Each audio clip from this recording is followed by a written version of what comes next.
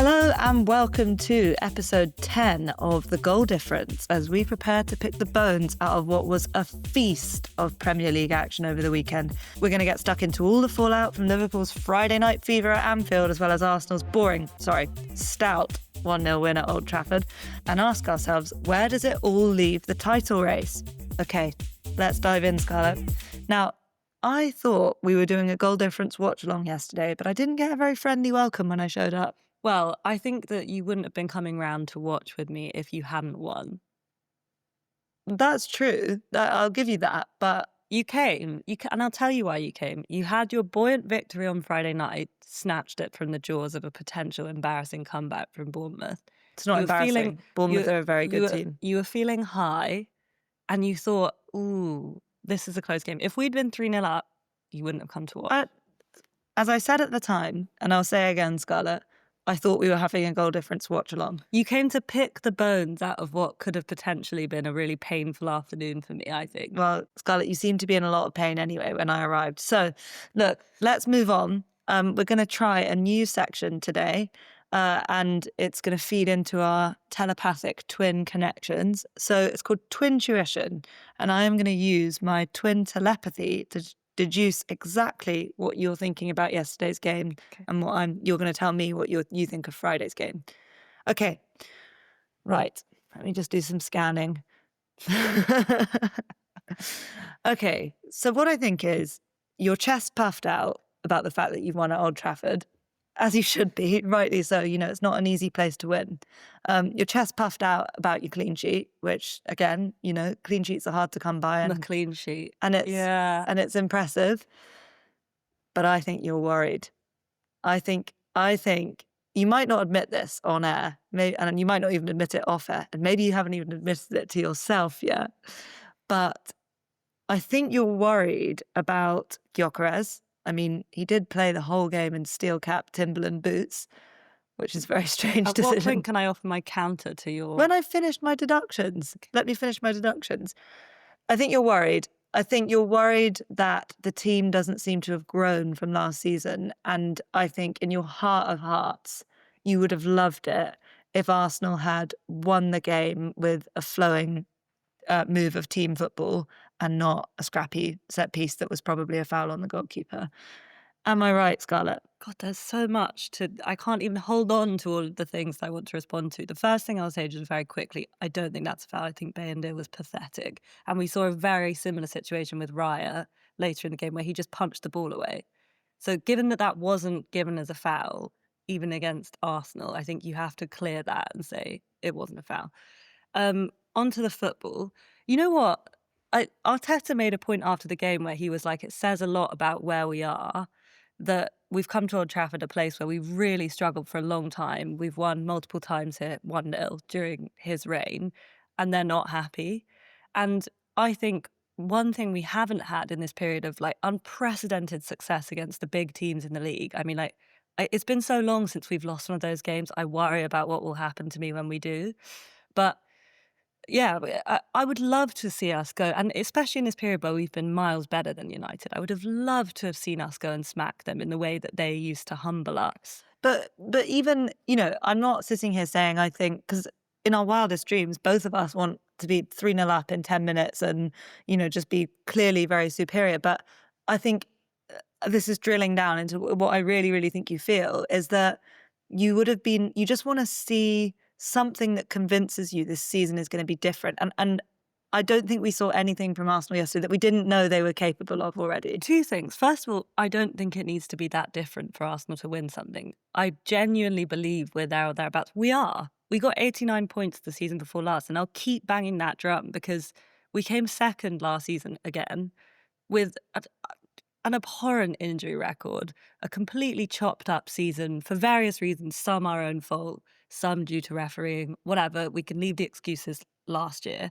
But we forget, we're talking about us as if we're like, you know, we finished mid-table. We still came second. Scarlett, I think the thing that you say about Arteta and saying how far we've come, that we're not happy with a 1-0 win at Old Trafford, is part of the brainwashing that I think is happening to you. Because But Lola, tell me honestly, do you think it's brainwashing to think it's a good thing and probably the club is in the right place. If we have not lost one of those games in thousands of days, thousands. No, I don't, because When was the last big because game? Scarlett, When was the last big game you lost? because hold on a second, Scarlett. For me, big games in football are not about not losing them. They're about winning But we them. win a massively high percentage of those compared to where we were. Like, okay, we drew too many last season, but the last 2 seasons before that, we beat you at the Emirates. Yeah, and We look, beat City at the but I'm Emirates the just saying, season before that. I'm just saying the ambition should be to play the best football and to win. And it's interesting, actually. No. But The hold on. ambition shouldn't be to play the best football and to win. The ambition, I'd like to be to play good football. The ambition should be to win, Well, and we did. I think that's, Scarlett, I think that's a big problem in your brainwashing, because for me, Arsenal Football Club, the values that are entrenched in that football club are playing great football, and it's very interesting. Scarlett, let me finish. It's very interesting to contrast Arne Slot's post-match with those of Arteta, because Jamie Carragher was practically begging Slot to play more defensive football. He was saying, I'm not comfortable with this. I'm not comfortable with the fact that you've got 8 players ahead of the ball when you have a 2-1 lead. And Slot saying, well, would you rather have a team that parks the bus?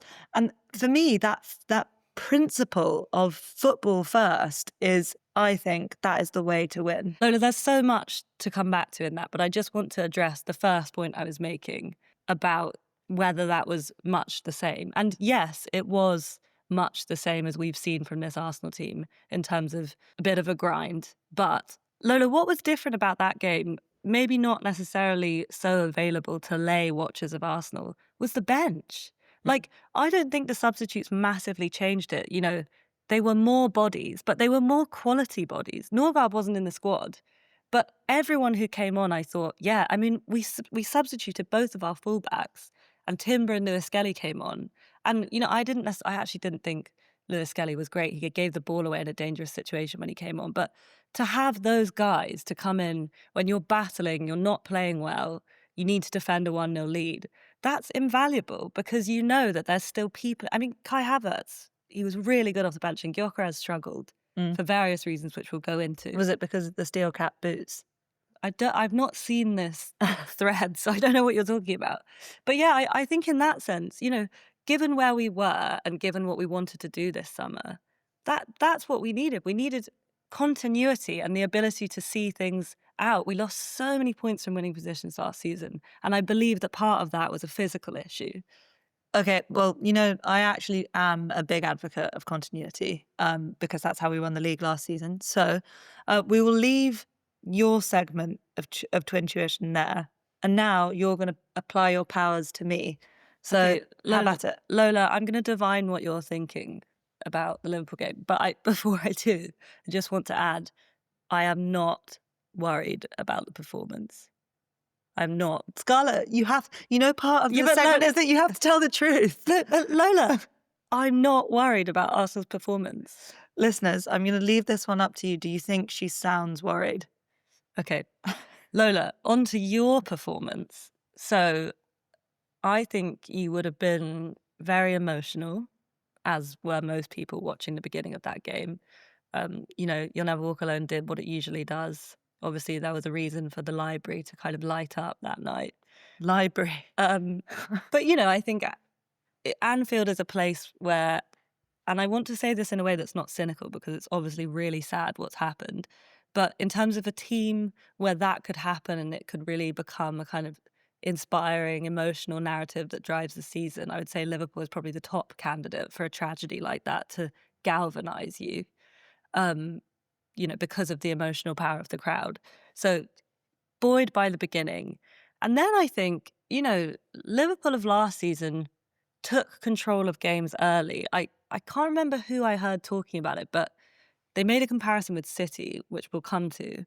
City go 2-0 up and the game has died a horrible death. They've just strangled it and it's gone. Liverpool, game was scrappy. And that wasn't I think you would have been a bit like, oh, what's going on here? We're at home.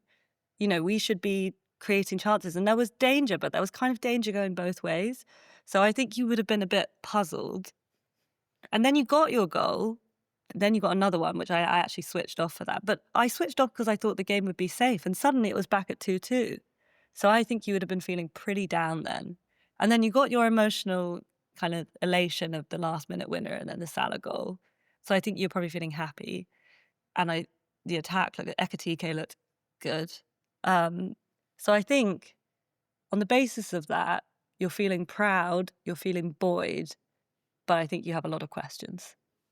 I'd say that's a pretty accurate summation, Scarlett, because I'm not going to be disingenuous and I'm not going to lie. I wasn't I'm not lying. going to lie. I just wasn't lying. I'm not going to lie about my worries.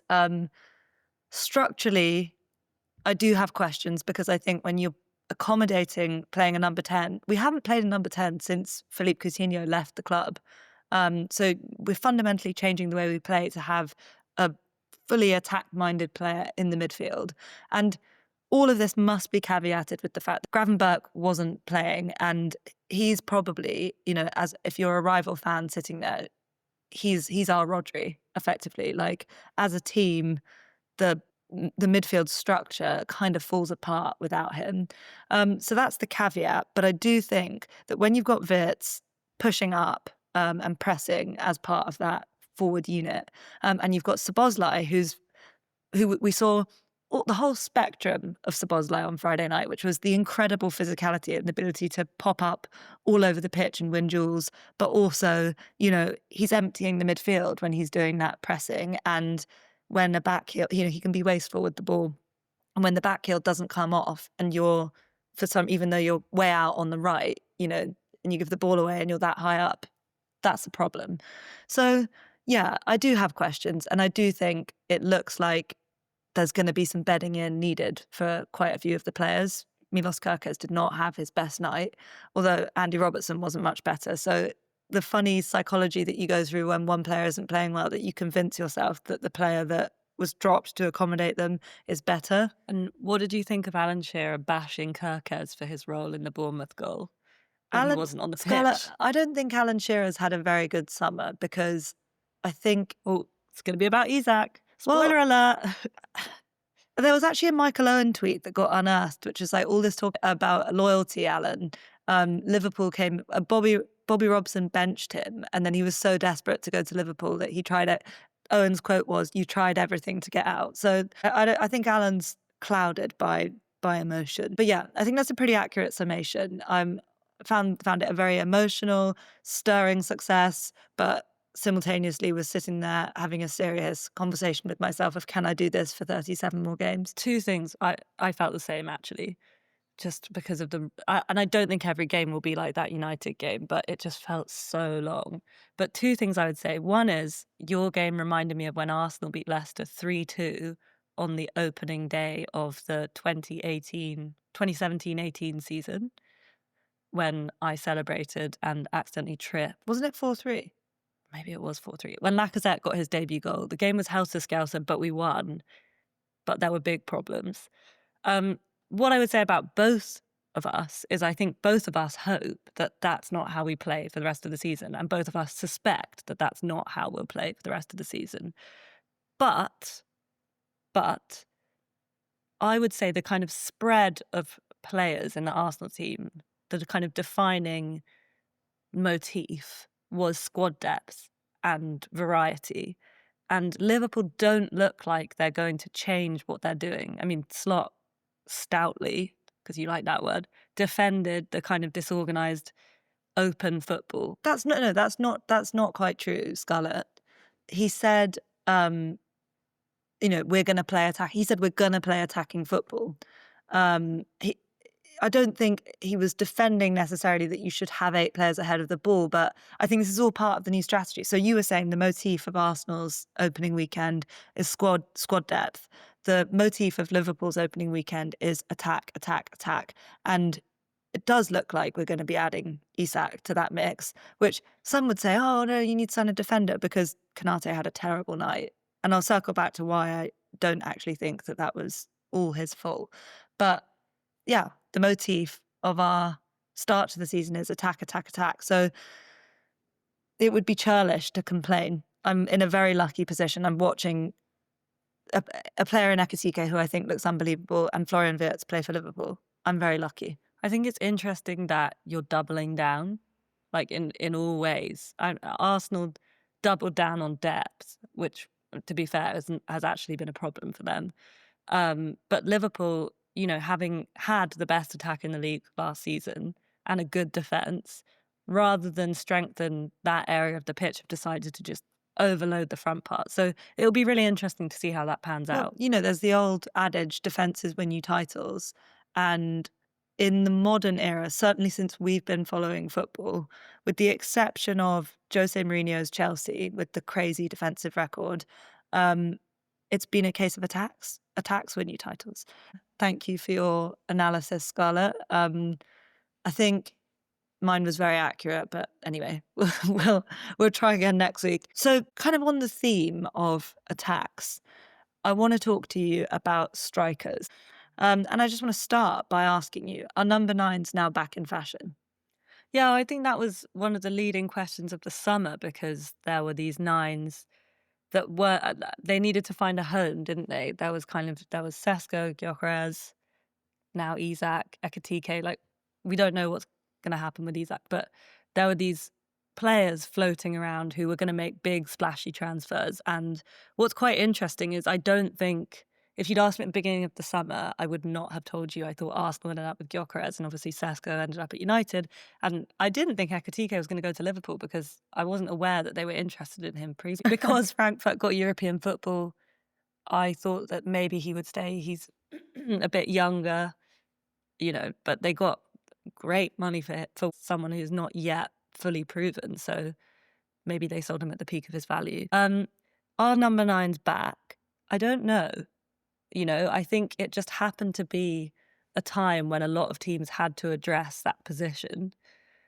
But given the way Arsenal approached it in signing Gyökeres, who was the least splashy and the cheapest of those players, are we saying that that's the most important position on the pitch? He's probably going to share a lot of minutes with Kai Havertz. I don't know. Yeah, I think everyone's talked about Gyökeres as the final piece of the puzzle, and they chose the piece that was most fully formed, if that makes sense, because, you take a piece like Sesko and you hope that he fits, but you don't know. Which is why Gyökeres' performance, and I think we do have to talk about it, which is why it raised questions, because we're going to talk about Premier League readiness. Gyökeres does have experience in English football. The Championship is notoriously physical and fast-paced. So in terms of the equation that suggests he would be the most ready out of the ones that hadn't played in the Premier League to play Premier League football, that makes sense. Now, you can't judge a player off one game. Infamously, Haaland missed that amazing chance in the Community Shield. Nunes scored the winner, and that established a line of narratives that was very quickly thrown out the door. So he's got plenty of opportunities to prove the doubters wrong. But Scarlett, it wasn't good, was it? I think you want me to write him off on the basis of a game where he received such little service. Like, he didn't have a chance. This was the first time Viktor Gyökeres didn't have a shot in a league game since 2023. And I just, I can't lay that blame at his door. Like, he's clearly not, I don't think he was ever marketed as a player who was going to dribble through the whole team and create something for himself. He's a box striker. He's here because, not for his elite build-up, for his focal point role. And Arsenal are trying to play more direct to him, and their style of play, they were not executing. There were, numerous moments in the first half in particular where Odegaard emerged with the ball in acres of space. Martinelli, we'll talk about him probably at some point. And they just didn't find the pass. The running was a bit, they were running into crowded areas, the forwards running in straight lines. I just don't think they're on the right wavelength yet. And I'm not sure, away at Old Trafford with a really hopeful and kind of simped up home crowd is the place to judge Viktor Gyökeres. But also, I didn't think he was going to pull up trees, and I still don't. I think he's going to be a steady Eddie, and I think he might well get a couple of goals against Leeds at the weekend, because, what was he accused of in Portugal? Being a flat track bully. And maybe that's enough for us just to have those goal contributions to go up. So I think it's a bit unfair to paint him as the saviour. I know that's what the media want. I know that's what some Arsenal fans want. They think the 9 is the problem. But Arsenal's lack of creativity, as we've said multiple times on this podcast, was a problem last season. And Viktor Gyökeres alone is not going to solve that. Okay, I think that's quite balanced. And, I'm not in a hurry to write him off. I'd say, Yes, you are. I'm not. I'm not because I don't, like, I think I look at the Sesko transfer and the money involved in that transfer, and I think what was it, 13 goals he scored in the Bundesliga last season? I think that's just insane. So, I can totally see why Arsenal have come to the decision that they've come to: maturity, readiness to settle, having been in England before. So, no, I think it was a sensible decision. As you say, it could well turn out to be a steady Eddie. My feeling, though, watching yesterday was that awkwardness really surprised me. The I've heard a lot about his physicality. I guess I thought he'd be bouncing defenders off a bit more. But anyway, it's, as you say, he could be a complete steady Eddie and that'd be fine. Okay, Scarlett, we're going to move on. You mentioned Mbomo and Cunha and this concept of Premier League readiness. Worryingly for both of us, both of those two looked oven ready. They just carried on doing the things that they'd done at Wolves and Brentford respectively, but in a Man United shirt. How important do you think Premier League readiness is? Well, at this stage of the season, very important, because it was the first game. So anyone coming in is completely cold, right? And, we talked about, I think in the Chelsea game, Noni Madueke versus Gittins, and Gittins was a bit nothing in that game. Noni Madueke was a bit nothing. Well, yeah, but that's the thing, Arsenal weren't really attacking. I don't think he had much of the ball, apart from that one chance which Saka made for him. One thing on Madueke I found quietly amusing was that he was, because of, I don't know if it was an attitude thing or just a style of play thing, but he wasn't ever asked to do that much defending there. And he was trying, he was back in the shape, helping, but there was a few clearances where it literally looked like he didn't know how to kick a football for a clearance. He got dribbled past by Ahmad. But on the Premier League readiness, yes, I think it feels important right now. How important will it be in the long run? I don't know. I think Cunha and Mbeumo, they were sort of determined to prove in that game why Arsenal had wanted them. They were on a kind of two-man mission to be that person who scores against your team in a really frustrating way. And I thought it was all set up for like a 9-foot leap from Sesko, bottom corner header in the 95th minute. Well, I had questions in my head about how does the Cunha and Mbeumo thing work in practice in a forward line, and was hoping that, there wouldn't be signs of a burgeoning understanding, but there was. Yeah, but they also didn't score.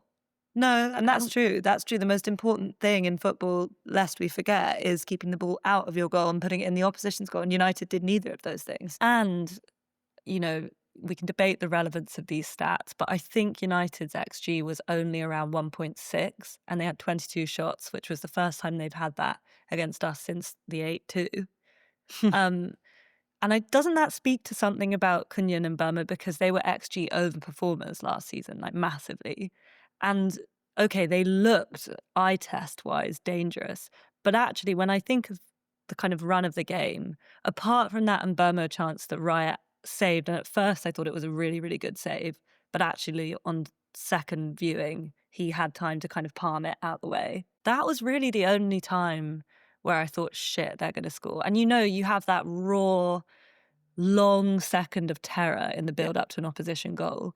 And I had moments approaching that feeling, but I didn't have that clear cut feeling. And I don't think for all of their pressure, United did create a kind of undebatable sitter against us. I did observe, and this might have made Cunha and Mbeumo look better than their performances otherwise would have been, as in on the eye. I observed much more space in the transition for United than I'm used to seeing Arsenal allow.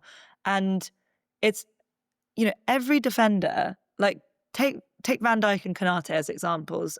Whatever people, feel about Liverpool's defence as a unit, the two of them individually are, Van Dijk is the best centre-back in the world and Konate is one of them. But every defender, when you isolate him and he's running back towards his own goal, he doesn't look very convincing. And I thought there was times where both Saliba and Gabriel looked way more exposed and uncomfortable than I've seen them for a long time. Why did Van Dijk run out of the way of Semenyo when he was driving at Liverpool's It's hilarious. goal? It's hilarious that people are fixating on this, because Van Dijk ran with the other player who you would actually, Semenyo, if Semenyo wanted to play the percentages, he should have passed. The pass was on. So Van Dijk was covering the pass. Konate was covering Semenyo. And Konate turns his back, which is a pet peeve for me because I just think you surrender the initiative when you do that. And just started running backwards. I mean, he basically could have ended up in the Anfield Road end and still wouldn't have known if Semenyo had scored or not. So I don't actually, it's a clip that everyone can clip and put pictures of, but in the context, Van Dijk was doing the right thing. Konate did the wrong thing. I feel like sometimes points of fan debate are like meted out to you in like horrifying clarity, where like you just know everyone is going to pick up on it because Cunha was really good and Burma was really good, Eze was really good, and Gyökeres was not. And suddenly we've signed the wrong attacker. I mean, the person who bucked that trend was Ekitike, who was great. Yeah. And I do think that slightly calls into question the idea that you have to be cooked. Some people do work in the Premier League straight away. Yeah, I just want to round off the striker chat with just an observation about Ekitike, who I can't work out at this stage who he reminds me of. Trent? Why would he remind me of Trent? Looks like Trent. Not to me. I don't know if it's jinxing it to say this, but I do, and he would never be even if he was You're even about to say Thierry Henry. well, if he's even a quarter of the player Henry was, I'd be delighted. But something about the way he moves, the decisiveness with which he dribbles, has echoes of something. Whether that turns out to be Henry or not, we'll see. His goal, he bundled through. That wasn't good. No, dribbling. but that's not an example that I'm talking about. It's like when he picks up the ball in a pocket of space on the left-hand side, you know what he's going to do. Like you know what Cody Gakpo is going to do, but Hugo Ekitike looks a lot more elegant while he's doing it. Not to bash Cody, we love Cody. But anyway, interestingly on Ekitike in terms of the Premier League readiness thing, this is more of just a devil's advocate position. But I don't think he's physically ready. I don't think he's physically at the races at all, having missed a large chunk of preseason and also on or around 60 minutes in both of his previous appearances, which is this and the Community Shield. He looks absolutely gassed. Like that, what I'm saying is he's not Premier League ready. So maybe it's just maybe actually what this whole debate boils down to is quality. That was a bit of a whirlwind. Lola, what you're saying to me is that you think Ekitike is just better than Gyökeres. Yeah, I'm saying even in his primitive, unadapted, like having played whatever he played, 70 minutes of Premier League football, I think his raw attributes are better than the others that I've seen. Look, in the case of someone like Gyökeres, that may well be true, and that may well be reflected in the price both teams paid for those players. 90 million euros is star money. 54 million pounds is not star money. So it's possible that that's true, and the kind of player you expect him to be is different. Yeah. In terms of Sesko, did you notice his running style? It was like he'd learned in the school of Haaland to take kind of idiotic-looking, big, loping strides towards the goal. Red Bull build their strikers in labs. I think we know that. Okay, let's finish on the strikers there. And I just want to ask very quickly, just for your knee-jerk gut reaction to where this weekend leaves the title race. Open. Okay. I actually don't think this weekend has told us much about the contenders. City won an easy game. Yeah, the City game was interesting. Liverpool struggled in an easy-ish game. No, sorry, I won't have this. Bournemouth are one of the best coached teams in the league. I'm sorry. They're a Bournemouth really have been, tricky opponent. Profoundly decimated over the summer. Doesn't matter. Iriola is never going to compromise on his footballing principles. It does matter. It does matter when the backbone of the team it doesn't. I'll tell you why it doesn't different. matter. It doesn't matter because it literally does not change a thing about the way that they approach the game. And the thing that makes Bournemouth greater than the sum of their parts is the way that they play. So it is literally not about the individuals. Look, that may be true.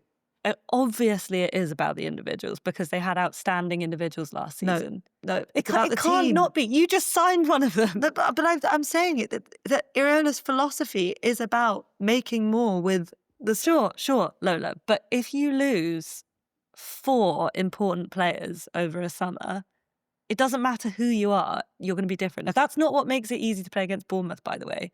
What makes Bournemouth not a quote-unquote hard fixture, a big game, is that they are not as big or good, apart from last season, the best teams in the league. They're not. I profoundly disagree with you. You can sleep on Bournemouth again, but they beat you home and away last season. So you're going to move on to our final section, which is top of the tops. And Scarlett is going to tell me what shirt she is wearing and why. Well, Lola, I'm wearing what I think is quite an iconic shirt, actually. That's the shirt for you listeners who are watching as well, for you watchers who are listening. This is the 2006 Italy World Cup winning shirt. And I do actually have a choice of Italy shirts. I've got the other one with the sticky up Puma collar, which I think is an underrated Puma template. Was that from 2012? No, that was from before this. I think that was the kit before this, okay. 2005, whatever. But yeah, World Cup winning Italy shirt, Materazzi, headbutt, Zidane in the Team Guys template. So 2006... Do you think we'll ever go an episode without mentioning that word? Probably not. 2006 throwback because of the 2006 throwback kits, but mainly Italy because it was the weekend of the Italians. Yes. Chiesa getting his breakout Liverpool goal. Has he ever scored before? He has, at Accrington Stanley and in the League Cup final. But I have said to our group chat, I said, can we just pretend that Chiesa only signed this summer? And that was our first impression. But yeah, I do think it's been the weekend of the Italian with Calafiori's goal, you had Chiesa's winner, and of course, young Giovanni Leone, the new Italian stallion, unveiled at Anfield. I do think there's only one Italian stallion at the moment. What, just because Calafiori looks like a horse? Lola, you are wearing the current Liverpool home shirt. Yes, I am.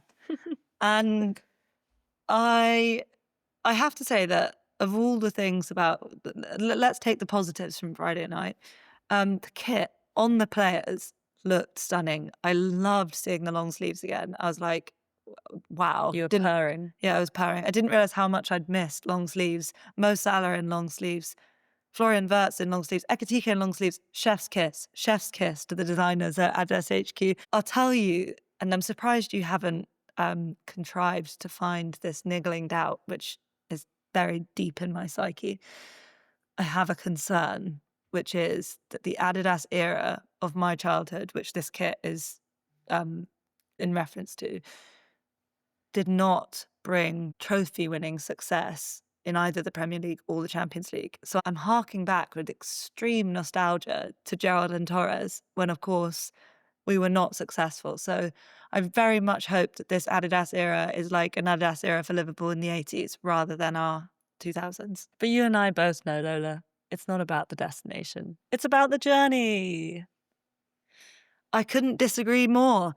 That is where we're going to leave it on this week's episode. That's ridiculous because you just said it's more important to play good football than to think it's important to win. I just think winning and playing good football is important. And I think Arsenal fans should have more courage in their convictions and in their principles that this team that brought us Vavavoom, that brought us Arsene Wenger, the professor, that brought us Thierry Henry, Robert Perez, Dennis Bergkamp should be committed to playing good football. I don't think you should be moralising about what Arsenal are doing. And I think there's more to come from this team. Just like I think there's more to come from my team. So that is where we're going to leave it this week.